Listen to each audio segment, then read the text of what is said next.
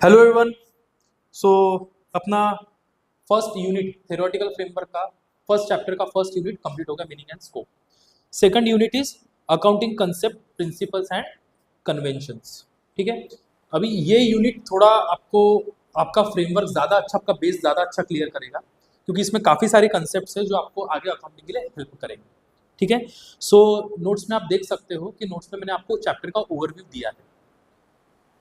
Check करो, दिख रहा है कि हमें चैप्टर में क्या क्या पढ़ना है।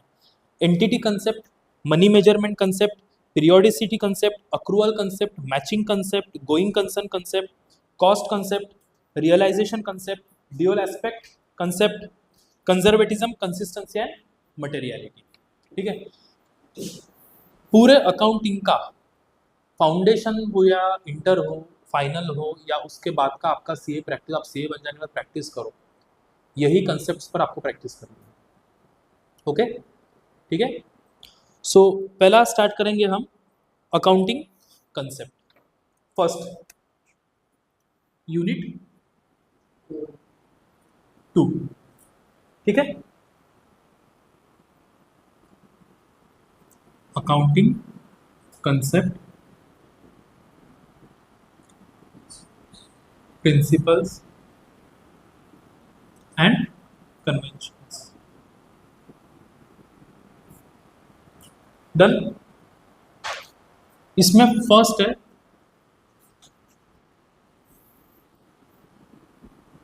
Accounting concept. Accounting concept defines the assumption on the basis of which financial statements of business entities are prepared. Defines assumption.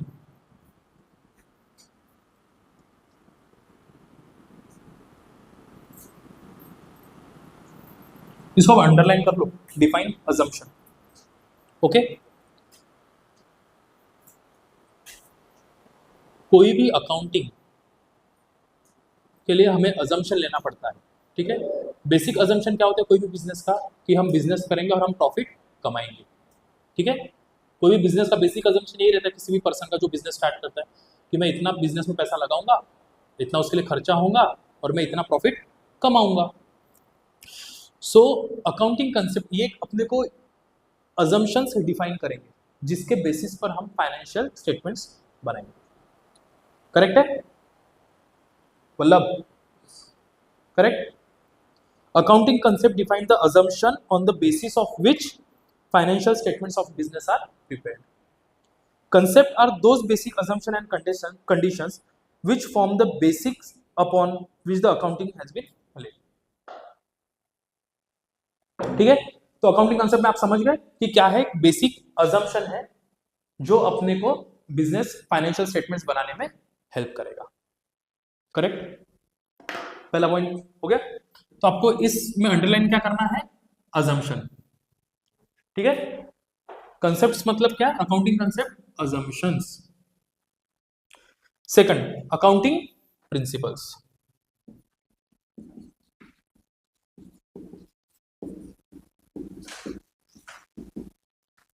Accounting principles, accounting conventions emerge out of accounting practice commonly known as accounting principles. मतलब अभी जब पहले business, लोगों ने business start किया या पहले accounting आई? Correct, correct. ठीक है, तो जो पुराने लोग थे राजा महाराजा के जमाने में, ये लोगों ने एक ट्रेड प्रैक्टिस किया कि भाई साल भर में हम ऐसा पैसा कमाएंगे, सरकार को इतना पैसा या राजा को इतना पैसा जमा करवा, एक और प्रैक्टिस है। ये प्रैक्टिस धीरे धीरे काय में कन्वर्ट हुई प्रिंसिपल्स, कि भाई ऐसा होना चाहिए, ऐसा होना चाहिए, हमने फिर प्रिंसिपल बना दिया। तो what do you mean by accounting principles? Accounting conventions, conventions मतलब ट्रेड प्रैक्टिस। इमर्ज, इमर्ज मतलब कहां से आया, out of accounting practice commonly known as accounting principle, adopted by various organisations over a period of time. काफी सालों से जो एक प्रैक्टिस चलते आ रही, उसको एक टाइम बाद प्रिंसिपल बना दिया। करेक्ट है, प्रैक्टिस क्या है कि हम यहाँ से अपने गुड्स खरीदेंगे, इसको बेचेंगे, ये कंट्री में बेचेंगे, इंपोर्ट एक्सपोर्ट करेंगे, फिर वहां का वो राजा है उसको उतने पैसे पहुंचाएंगे। एक प्रैक्टिस चलती है, अब वो राजा हट के गवर्नमेंट आ गई, करेक्ट है। तो ये प्रैक्टिस काय में कन्वर्ट हो गई, प्रिंसिपल्स में। Clear, accounting concept and accounting principle का क्लियर हो गया क्या? Done, okay. थर्ड पॉइंट, और ये सबसे इंपॉर्टेंट है, ठीक है, ये तो अपना बेसिक्स है, कंसेप्ट प्रिंसिपल्स एंड कन्वेंशन। इसका पहला पॉइंट है जानवी, डन। फर्स्ट पॉइंट है एंटिटी कंसेप्ट, यहां से अपना स्टार्ट होगा।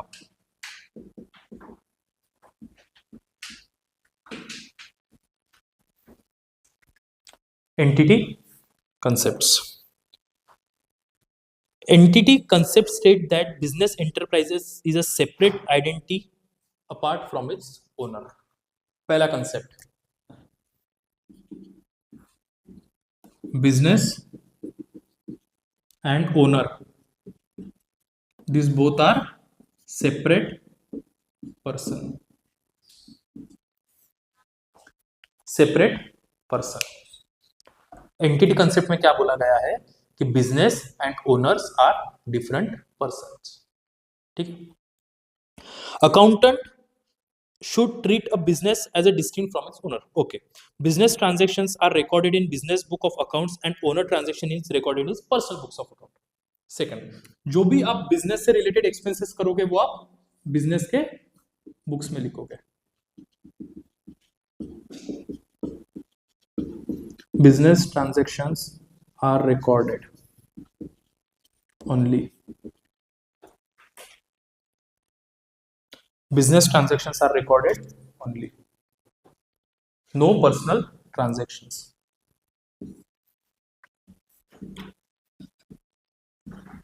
Personal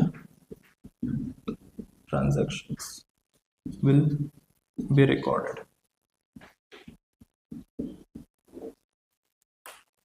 okay, clear. चलो अब एक मैं तुमको चीज पूछता, ये इतना तो सही है, बट रियल लाइफ में जो इंसान, समझो तुम्हारा किराना दुकान वाला है, एक नॉर्मल ग्रोसरी स्टोर है, किसी का कुछ है, तो उसके दुकान में ऐसा कोई कॉर्पोरेट ऑफिस जैसा नहीं रहता कि 10-15 लोग काम कर रहे हैं, अकाउंटिंग कर रहे हैं, है ना, बिल भी ज़्यादा नहीं आते, जीएसटी का काम ज़्यादा नहीं रहता, तो वो अपना बिजनेस अपने पर्सनल पैन कार्ड पे चलाता है। हर जरूरी थोड़ी है 1% कंपनी, तुम्हारे नियर बाय किसी भी स्टोर में जाओ तो वो क्या, वो 1% कंपनी है, वो प्रोप्राइटर बिजनेस में रहता है। प्रोप्राइटर का मीनिंग क्या होता है, बिजनेस का पैन कार्ड और ओनर का पैन कार्ड एक ही रहेगा। आप रियल लाइफ में कैसे इसको आइडेंटिफाई करोगे कि ये बिजनेस एक्सपेंसेस है या पर्सनल एक्सपेंसेस, क्योंकि पैन कार्ड तो सेम है, ठीक है ना।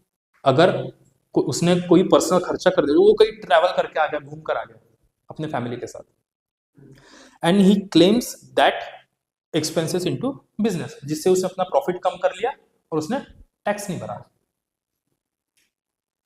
इनकम टैक्स के ऑफिसर ने, असेसिंग ऑफिसर ने पकड़ लिया कि भाई ये तुम्हारा पर्सनल खर्चा है। तो उसने बोला पर्सनल खर्चा कैसा, मैं मालिक हूँ और मेरा ही बिजनेस है, ठीक है, मैंने जो खर्चा किया वो बिजनेस के लिया। अब वो भले ही घूम के आया बैंकॉक और उसने बिजनेस में खर्चा दिखा दिया, तो ऐसा अलाउड है क्या? नहीं है अलाउड। बट तुम इसको आइडेंटिफाई कैसे करोगे, बिकॉज ये यहां पर इन्होंने क्या बोला, सेपरेट पर्सन, बट प्रोप्राइटरशिप में पैन कार्ड एक ही रहता है, दो नहीं रहते, ठीक है। तब हम सीए लोगों को काम आता है बीच में, ठीक है। ऑडिट के टाइम पे हम सीए लोग इसे, इस एक्सपेंडिचर को जो पर्सनल एक्सपेंडिचर करके इसे डिसअलाउ कर देंगे और उतने से उसका नेट प्रॉफिट फिर से बढ़ा देंगे। एग्जाम्पल, उसका नेट प्रॉफिट है 5 लाख, ठीक है, ये करेक्ट नेट प्रॉफिट है, बट उसने अपने पर्सनल एक्सपेंसेस ऐड कर दिए 2 लाख के, तो जिससे उसका नेट प्रॉफिट कितना हो गया, 7 लाख कहां से होगा भाई, ठीक है, 3 लाख हो गया। अभी ये वो बता रहा है, बट सीए को पता चल गया कि भाई ये 2 लाख पर्सनल एक्सपेंडिचर, तो सीए क्या करेगा है, ये 2 लाख वापस से ऐड कर देगा, ठीक है। Personal expenditure is not allowed, correct. तो ये काम किसका है, सीए, सीए सिर्फ सीए, सीएस का भी सिर्फ सीए। हाँ, chartered accountants, future chartered account, FCA हो तुम लोग, एफसीए, फ्यूचर चार्टर्ड अकाउंटेंट्स। ठीक है, ये समझे क्या? The practice of distinguish the affairs of business from a personal affairs of owners originated only in the early days of double entry book keeping. ठीक है, सिर्फ इतना याद रखना है कि business and owners are two different persons. The concept helps in keeping business affairs free from the influence of the personal affairs of the company. The basic concept is applied to all the organization, whether the sole proprietorship or partnership or corporate entities. ठीक है, तो आपको क्या मानना है? Business and owners are two different persons. Done. एक example है, ठीक है, ये आपके इंस्टीट्यूट का ही उसी आईसीआई की बुक से लिया है मैंने। ठीक है, mister X started business investing 7 lakhs। चलो, मजा आ रही क्या क्लास में?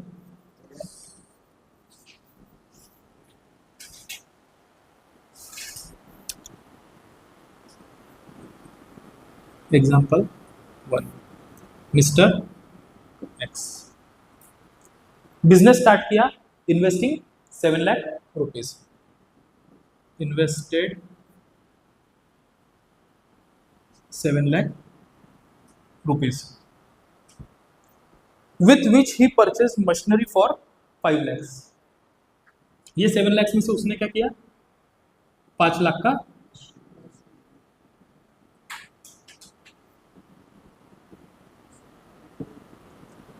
Machine purchase and maintain the balance in hand. हाँ जान ली, ठीक है, बैलेंस कितना बच गया उसके पास? 2 लाख, करेक्ट। समझा जान ली? ये ओपनिंग कैपिटल उसके पास कितना है? ओपनिंग कैपिटल, उसने उसमें से 5 लाख रुपए का मशीन खरीदा, तो 2 लाख उसके पास क्या बच गया? Closing capital, correct. नीचे आपको टेबल दिया है, उसमें भी सेम दिया है, नोट्स में आप चेक कर सकते हो। Capital 7 lakh, machine 5 lakh, cash हाथ में 2 लाख रुपए बच गया, ये कैश ही है 2 lakh rupees. Okay, this means that the enterprise owes to Mr. X 7 lakh. Now, if Mr. X spends 5,000 to meet his family expenses from this business fund, then it should not be taken as business expenses and would be charged to his capital account. That is, investment would be reduced by 5%. Following, ठीक है। चलो, आप लोगों को 11th की accounting आती है Janvi? 11 basic transaction, 7 lakh rupees उसने बिजनेस में इन्वेस्ट किया, तो इसकी जर्नल एंट्री क्या होगी? Cash account debit to cash account debit to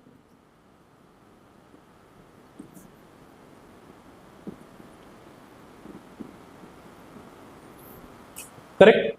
second transaction, उसने मशीन खरीदी, मशीन टू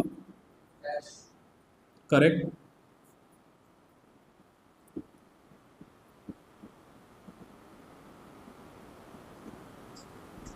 ठीक है, थर्ड उसने क्या बोला है कि 5,000 रुपीज उसने पर्सनल एक्सपेंडिचर किए, 5,000 rupees. So entry capital account debit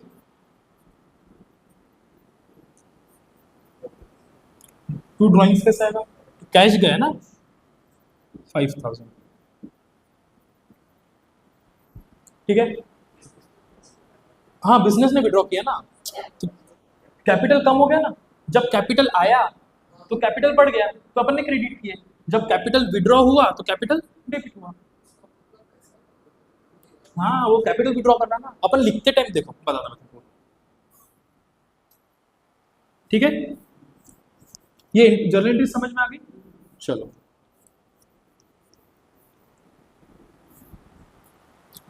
तीन अकाउंट बनाएंगे अपन सबसे पहले। एक कैपिटल अकाउंट,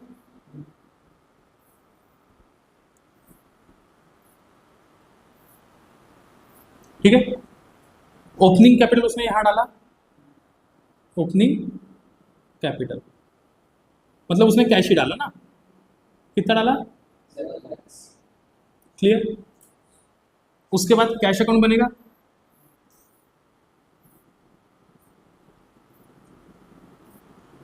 कैश अकाउंट में कहा गया उसके 7 लाख रुपए,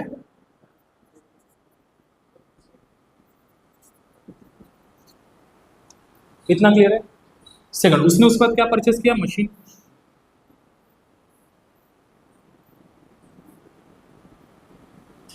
मशीन कितने की, कैश मशीन, ये ट्रांजेक्शन हो गया। अभी उसने क्या करा, उसने 5,000 रुपीज विड्रॉ किया। जब हम विड्रॉ करते तो हम यहां पर लिखते ड्रॉइंग, और ये क्या करते, ड्रॉइंग हमेशा कैपिटल का दूसरा नाम ड्रॉइंग ही अगर वो विड्रॉ करता है तो। जब इन्वेस्ट करेगा कोई पैसा तो उसे कैपिटल बोला जाएगा, और जब वो पैसा वापस निकालेगा तो ड्रॉइंग बोला जाएगा। तो दोनों एक ही है, दोनों एक ही है। जब पैसा बिजनेस में इन्वेस्ट करेंगे तब उसे कहेंगे, और जब पैसा वो वापस निकालेंगे तब बोलेंगे। अब क्लियर है?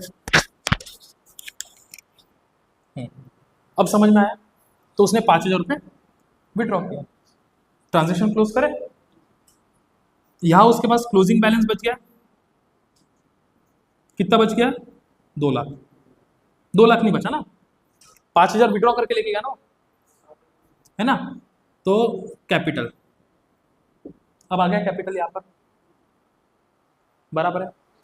सेकंड थिंग, अगर इसको पूरा अगर डीप जाना है अपने को तो अपन इसको ऐसा कर सकते हैं, एक और अकाउंट बना लेंगे अपन, ड्राइंग अकाउंट। ठीक है, ड्राइंग अकाउंट बना लिया,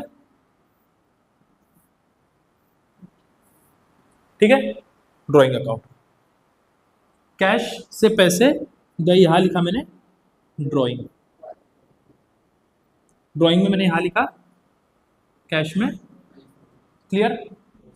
फाइनली ये जो बैलेंस है ना, यहां पर अपन बैलेंस लिखेंगे अभी 5,000, ये बैलेंस कहा जाएगा, अब समझ में आया? तो आप जब ड्राइंग, पूरा ड्राइंग का पैसा ये करोगे, यहाँ पर टोटल लिखोगे ना, तो ये कहाँ पर ट्रांसफर होता है, कैपिटल अकाउंट में। तो अपन ने कैपिटल अकाउंट में यहाँ क्रेडिट, यहाँ डेबिट। अब समझ में आया? ठीक है, क्लियर है? अभी अभी पिक्चर क्लियर है? तो अभी कितना बचा, पैसा बचा इसके पास कैश, 1,95,000, क्लियर है। अकाउंट क्लोज करेंगे अभी। अभी इसके बाद यहां पर क्लोजिंग बैलेंस कितना बचा, 6,95,000। Machine balance 5 lakh. Account close हो गए सारे,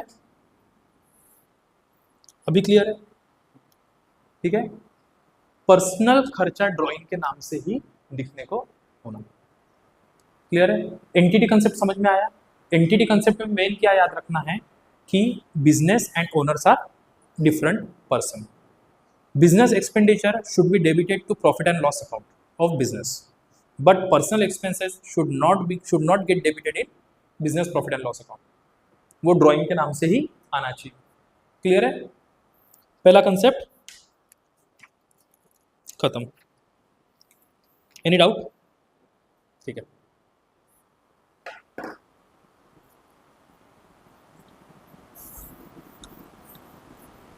समझ में आया क्या?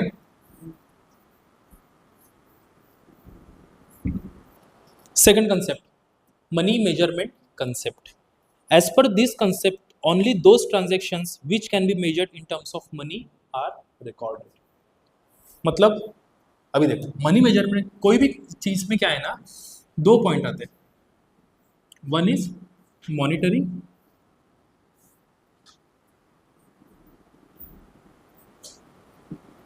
And second non monetary. ये कंसेप्ट क्या बोलता है कि हमें सिर्फ, पहला point clear, since money is the medium of exchange and the standard of economics value, this concept require that those transactions alone that are capable of being measured in the term of money be only recorded in the books of accounts. तो sir ये जो non monetary transactions है ये कभी record नहीं होंगे क्या? Example, हमने कोई तो भी एक कॉन्ट्रैक्ट किया जिसका, और वो कॉन्ट्रैक्ट 3 या 4 महीने बाद एग्जीक्यूट होने वाला है। मतलब 3-4 महीने बाद मैंने आज किसी को ऑर्डर दिया जिसके रिगार्डिंग मैंने कोई उसको पैसे नहीं दिया, एडवांस नहीं दिया, कुछ नहीं दिया, but that is going to fulfil in next 3 or 4 months, after 3 or 4 months, but my financial year in between. So अब वो ट्रांजेक्शन नॉन मॉनिटरी है, सो ये क्या रिकॉर्ड नहीं होना चाहिए क्या सर? तो ये नोट्स टू अकाउंट्स में इसकी इंफॉर्मेशन आनी चाहिए कि that mister A has executed a contract with mister B for supply of goods, but that will get initiate after 3 or 4 months, this much amount, even that is not record, that is not a monetary transaction, but still it should get reported in notes to accounts, correct?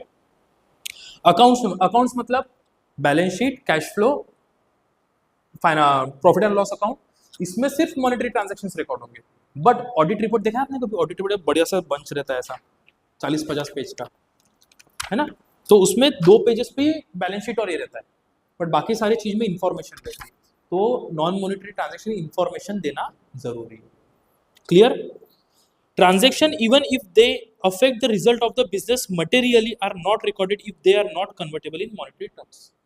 ठीक है, अभी ऐसा कोई transaction है जो monetary terms में नहीं हुआ, मतलब ए और बी के बीच में ट्रांजैक्शन हो गया जिसमें भी कोई पैसे का लेना देना नहीं हुआ, तो अकाउंट्स क्या बोल रहा है? रिकॉर्ड नहीं होगा, ठीक है, बट इंफॉर्मेशन देना जरूरी है। अब ये थर्ड पॉइंट ने क्या बोला है? Transactions even if they affect the result of business materially. Materially मतलब ऐसा कोई इंफॉर्मेशन जिसको पढ़कर कोई भी यूजर अपना डिसीजन चेंज करे, ऐसा भी अगर हो रहा तो भी हम रिकॉर्ड नहीं करेंगे बोलते। अगर कोई डिसीजन मेकर का डिसीजन चेंज हो रहा कि हमने ये इंफॉर्मेशन नहीं दी, फिर भी हम उसको यहाँ पर नहीं लेंगे ही नहीं, ये कंसेप्ट का मीनिंग ये, बट रियल लाइफ में नोट्स टू अकाउंट्स में डिस्प्ले होता है। कंसेप्ट क्लियर हो गया? मनी मेजरमेंट कंसेप्ट क्या बोलता है? Concept only monetary transaction should get recorded, ठीक है, non monetary transaction should be recorded in notes to accounts. Clear?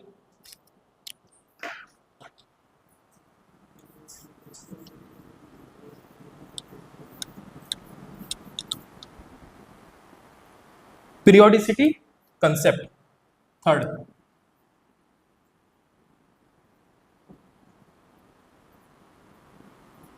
आज मेरी हैंडराइटिंग अच्छी आ रही है ना, पेपर में ऐसे लिखता था मैं।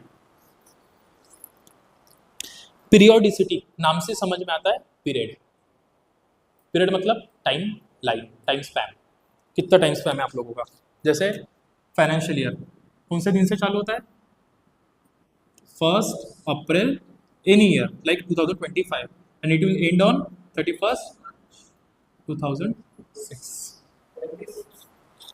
oh sorry 26, हो जाता भाई मिस्टेक, नहीं अपनी भगवान है ठीक है। This is also called the concept of definite accounting period. ये भी डेफिनाइट है या इनडेफिनाइट है? डेफिनाइट है। डेफिनाइट है या इनडेफिनाइट है? इनडेफिनाइट कैसा रहेगा भाई? इनडेफिनाइट मतलब क्या होता है? जो कभी खत्म ही ना हो, ये ऐसा है क्या? ये खत्म होने वाला है ना, तो ये डेफिनाइट है, डिफाइन किया हुआ है। मतलब as per going concern concept an entity life and indefinite life of an entity is assume. ठीक है, ये गोइंग कंसर्न आगे कंसेप्ट आएगा, हम उसमें पढ़ेंगे। ये कंसेप्ट क्या बोलता है? गोइंग कंसर्न कि बिजनेस कभी बंद नहीं होने वाला, ये लाइफ टाइम चलता ही रहेगा, चलता ही रहेगा, चलता ही। ओनर मर गया तो उसका बेटा संभाल लेगा, बेटा मर गया तो बीवी संभाल लेगी, बीवी तो बच्चा, कोई ना कोई संभालने वाला है। गोइंग कंसर्न ऐसा बोलता है, तो गोइंग कंसर्न में पढ़ेंगे अपन। For a business entity it causes inconvenience to measure performance achieve by an entity in ordinary course of business we generally follow from 1st April to 31st March। ठीक है, comparing financial statements of different period. ये periodicity concept में ना एक और है, comparing financial statements. मतलब ये साल एक आपने बना लिया फाइनेंशियल, अगला साल ये कब चालू होगा, 1/4/26, खत्म कब होगा, 31/3। तो ये साल अपन किससे कंपेयर कर सकते हैं, पिछले साल से, बस समझ गए। तो एक पीरियड आप इसके पहले वाले पीरियड से कंपेयर कर सकते हैं। ये कंसेप्ट समझ गया, पीरियोडिसिटी, ठीक है। Third concept accrual.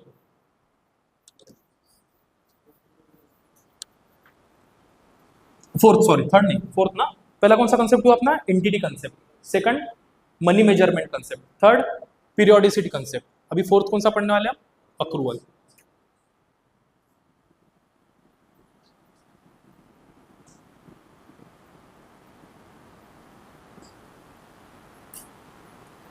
Under accrual concept, the effect of transaction and other events are recognized on mercantile basis.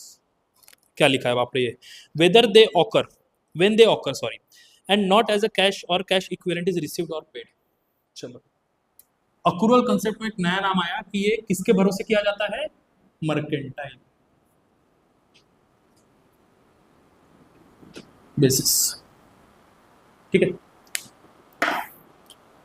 इसका मतलब क्या था, अभी आप पूरा अकाउंटिंग सीए बनने के बाद की अकाउंटिंग कभी भी आप ये अक्रूवल बेसिस पर ही करने वाले हो। Now what do mean by accrual, example,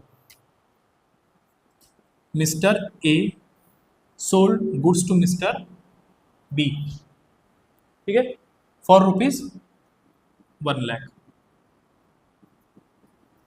correct. But Mr. B is going to pay Mr. A after 3 months. Correct. After 3 months.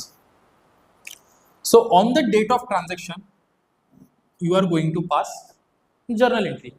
You are recording the transaction. Or on the date of receipt of money, you are going to record the transaction. Tell me that on the date of transaction, are you going to record the transaction, or are you going to record the transaction on the date of receipt of cash or receipt of money?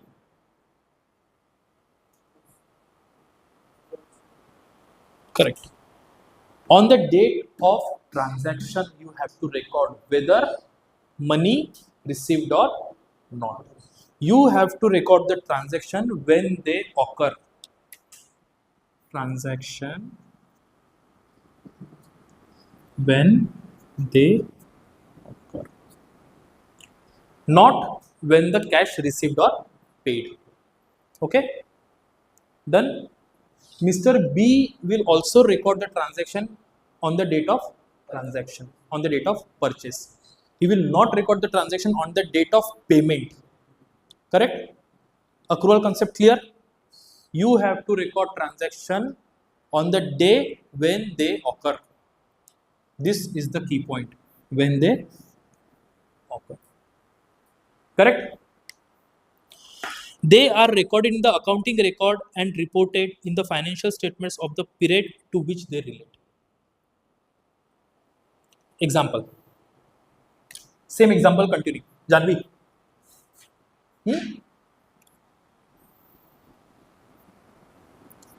Same example.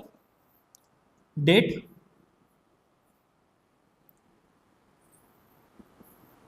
First Jan 2026. Okay, sorry, 1st March. Take 1st March.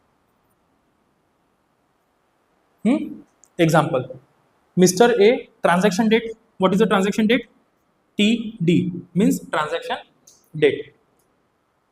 But payment date is 30th June 2026. Date of payment, DP, date of payment. But in between this, your financial year is going to end on 31st/3/2000. That is your accounting period. Correct? So, whether you are going to record this transaction or not, yes, you are going to record this transaction, because as per the accrual concept, you have to record the transaction when they occur, or not, but not when the amount is received or paid. Correct? You have to record the transaction in this period only, not on this, because what is the financial year? This is financial year 25-26 and this is financial year 26-27. So transaction will get recorded in financial year 2025-26. Clear? वापस बताओ, mister A ने transaction कौन से दिन पे करा? 1 मार्च 2026 को। अब 31 मार्च को अपना फाइनेंशियल ईयर अकाउंटिंग कंप्लीट करना है ना अपने को, तो दिस इज द पीरियड। अब ये साल में ट्रांजेक्शन हो गया ना, तो हमें ये साल में ही रिकॉर्ड करना है, पैसे आए या ना आए। करेक्ट? क्लियर?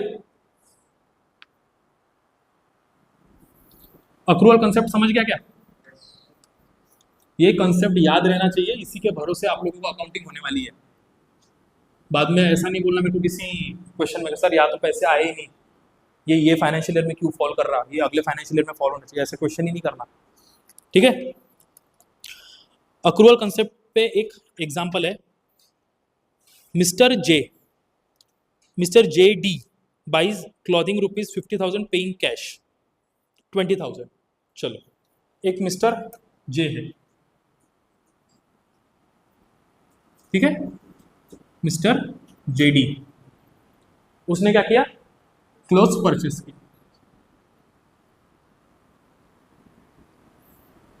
ओके, कितने रुपीस के परचेस किया उसने? 50,000। Clear? But how much amount he pay? Correct. तो इसमें से 20,000 paid, 30,000 unpaid. Janvi? Correct. And sell the goods, sell it at, कितने पे सेल किया उसने?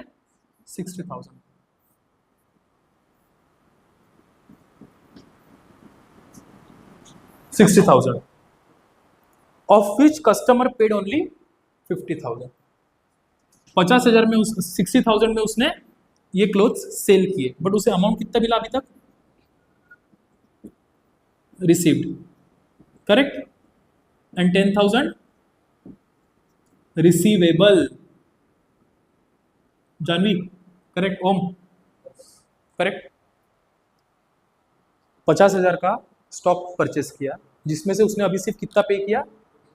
30,000 पे करना बाकी है। सेल किया 60,000 में, सिर्फ 50,000 में 10,000 मिलना बाकी है। अब इसे रिकॉर्ड कैसे करना है? अब इसे रिकॉर्ड पूरा 50 करना है या जितना मिला उतना ही करना है? पूरा रिकॉर्ड करना। ये कौन सा कंसेप्ट बोलता है? अक्रूवल। क्योंकि कैश बेसिस क्या बोलेगा फिर? जितना पैसा आया उतना ही रिकॉर्ड करो। अक्रूवल ऐसा नहीं बोलता। अक्रूवल क्या बोलता है? जो ट्रांजेक्शन हुआ वो पूरा रिकॉर्ड करना है। तो यहाँ पर हमने परचेस किया, purchase account debit 50,000 to cash कितना पे किया अपन ने? 20,000। और लाइबिलिटी आ गई ना पर्सन की, मिस्टर जो भी है, मिस्टर एक्स, कितना आया? अब हमने जब सेल किया तो सेल करने के टाइम पे हमें कैश कितना मिला?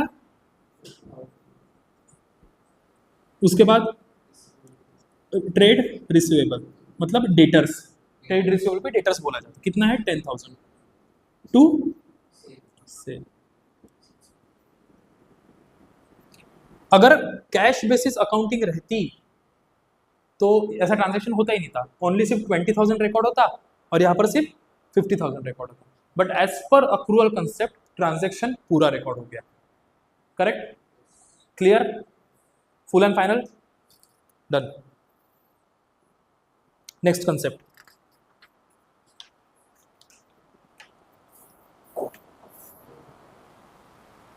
यस, लिखना है, ओके लिखो।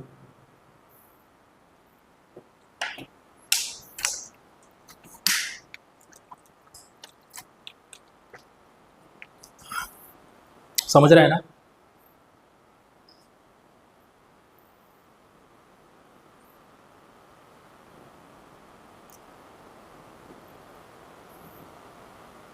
समझ रहा है?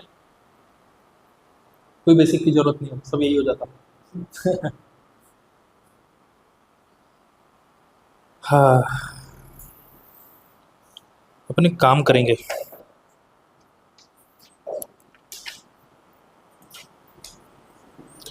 ये चैप्टर अपने को 2 इसमें ब्रेक करना पड़ेगा। पॉज कर दो। सो ये अक्रूवल कंसेप्ट आपको समझ में आया होगा। तो इसका लास्ट पॉइंट है, timing of revenue and expenses booking could be different from cash receipt और पेड। करेक्ट। मतलब क्या है, जब आपका रेवेन्यू हो रहा है वो टाइम और कैश का टाइम डिफरेंट हो सकता है। करेक्ट। आपका रेवेन्यू हो गया जिस दिन ट्रांजैक्शन हो गया। करेक्ट। आपका रेवेन्यू कितना हो गया 60,000 जिस दिन ट्रांजैक्शन, बट आपको कैश कितना मिला, सिर्फ 50। करेक्ट। तो यहाँ पर कुछ point, when cash received before revenue is booked. ठीक है, अगर एग्जाम्पल आपको सेल होने से पहले किसी ने आपको 60,000 रुपीज दे दिए, एग्जाम्पल एडवांस में, जिसके लिए आपको कोई गुड्स कौन से हैं ये भी पता नहीं। ठीक है, कि भाई मेरा बुक करके रख दे, जब सेल करना है, जब बिल बनाना तब बनाएंगे। तो अभी क्या हो गया, पैसे अपने पास आ गए तो अपने पे उधारी आ गई किसी की। Correct. When cash received before revenue is booked, आपके नोट्स में लिखा है, अ liability is created when cash is received in advance. Second, when cash received after revenue is booked, मतलब आपने 60,000 बुक कर लिया और आपको भी 10,000 आने का बाकी है, तो अपन ने क्या बुक किया, ट्रेड रिसीवेबल। देखो आपके सेकंड पॉइंट में है, an asset called trade receivable. Clear है। When cash paid before expenses is booked, जब अपन ने कैश पे कर दिया और कोई एक्सपेंस उसके लिए बुक नहीं किया, तो इसका मतलब क्या आएगा, paid in advance. Insurance example, सबसे अच्छा एग्जाम्पल है इंश्योरेंस का। आप लोगों ने इंश्योरेंस आज लिया, वो चलने कितने दिन वाला है, 365 डेज, जब तक वो नेक्स्ट रिन्यूअल नहीं आएगा। ठीक है, और बीच में अगर फाइनेंशियल ईयर एंड हो गया तो आपने अगले साल के लिए अभी से एडवांस में दे दिया ना, क्योंकि एक्सपेंस तो अगले साल होने वाला है। ठीक है, एक एग्जांपल देता हूँ, क्लियर आप कर दोगे। ये आपका टाइमलाइन। ठीक है, आपने 1 जनवरी 2026 को इंश्योरेंस लिया। ठीक है, और ये एक्सपायर कब होगा, 31/3/26। Correct, sorry 26/12। करेक्ट। आपने कितने का इंश्योरेंस लिया, 12 लाख रुपए का। ठीक है, अभी यहां पर कितने महीने हैं, 3 मंथ्स, और यहां कितने बाकी है, बाकी 9 मंथ्स।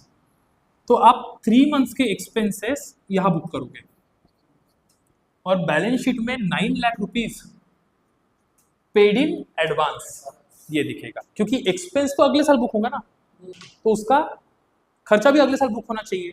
तो खर्चा तो अपन ने अभी पूरा 12 लाख बुक कर दिया, तो 3 लाख ये साल का खर्चा और 9 lakh paid in advance. Clear.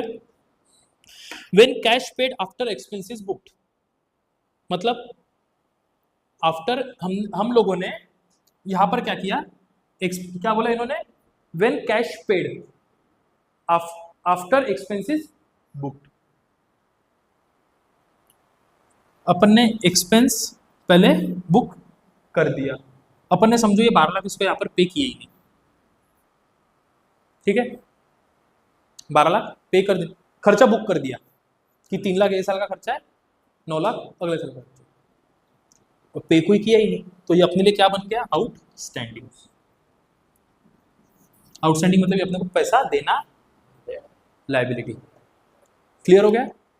सो यहाँ पर आपका अक्रूवल कंसेप्ट भी खत्म होता है। सो आज हमने कौन से कंसेप्ट पढ़े, entity concept, then money measurement concept, periodicity concept, accrual concept.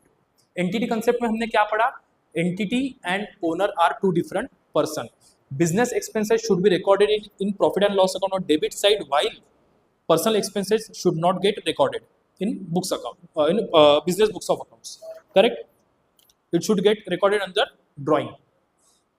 Money measurement concept, money measurement concept क्या बोलता है कि only monetary transaction should get recorded.